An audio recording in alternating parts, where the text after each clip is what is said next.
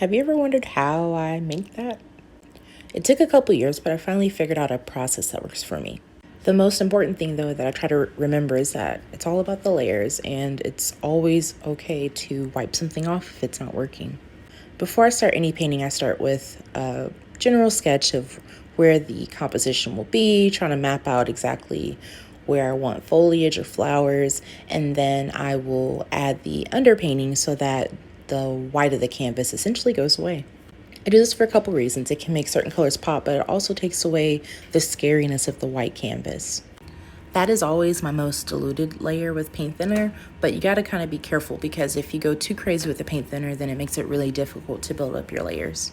From there, I start with darks to lights, and that's more of a suggestion rather than a rule, so it's okay if you gotta go back and add a darker tone here and there. I really love when the texture shows in paintings, so I usually don't blend too much. I like to have the original texture of the brush strokes visible.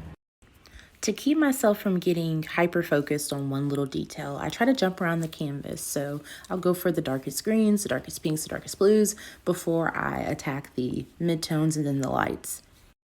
Thank you so much for following along with my wild and wonderful journey. I really hope that you'll head to my website so that you can see what those work in progress is turned into. I also have a few online courses that are available, so check them out.